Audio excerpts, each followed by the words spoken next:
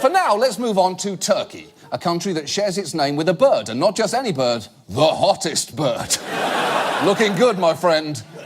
Looking good. Now, we've talked before about Turkish President Recep Erdogan, the mustachioed strongman who once got hoof-punched in the dick by a horse. Well, he has been attempting to consolidate his power for years, and last Sunday, he took his boldest step yet.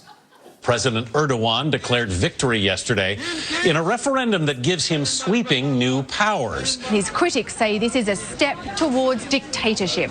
Oh, that's great.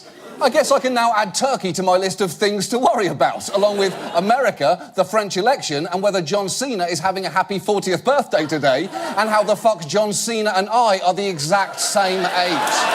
Oh, my God. That is heartbreaking. But the point is, the power this referendum gives Erdogan is sweeping.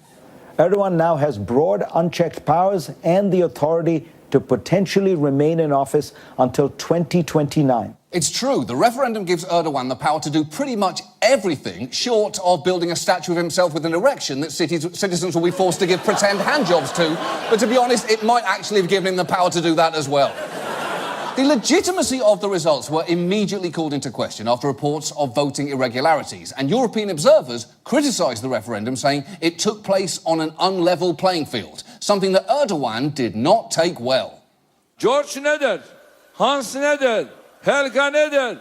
What George, Hans, or Helga say, that's not our problem, Erdogan said, mocking European election monitors questioning the results. Ouch.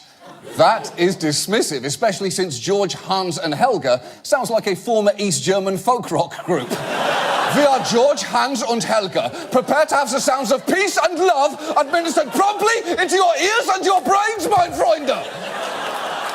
But this really does put America in a very tricky situation. Turkey is a critical ally, so any reaction to this referendum needed to be handled delicately. And to his genuine credit, Sean Spicer refused to issue a comment on the contested results. My understanding is there's an international commission that is reviewing this and issues a report, so 10 to 12 days, and so we'll wait and let them do their job. That is a good idea.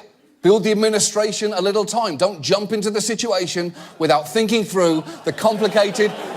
You all know what's coming now, right? US President Donald Trump has called Turkish President Recep Tayyip Erdogan to congratulate him on his narrow referendum triumph.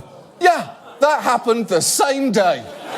And I guess at least it would have been a fun call. Oh, congratulations on narrowly winning a vote that made you, a divisive, egomaniacal bully, enormously powerful in your country. Thanks, same to you, Donald. Thanks. Aren't we the worst? We are the worst. Goodbye. Bye-bye.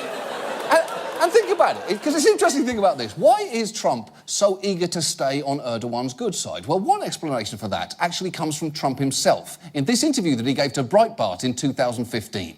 Well, I have a little conflict of interest because I have a major building in Istanbul, and it's a tremendously successful job. It's called Trump Towers, 2 towers instead of 1. Not the usual 1, it's 2. Of course to everything you just heard. Of course there's a conflict of interest. Of course it's caught on tape. Of course he pronounces it Istanbul. And of course he has a childlike surprise that towers can come in 2s. And look, between his actions regarding North Korea and Turkey this week, World War III is beginning to feel like Trump's armada. It's not here yet, but it sure as shit feels like it's on its way.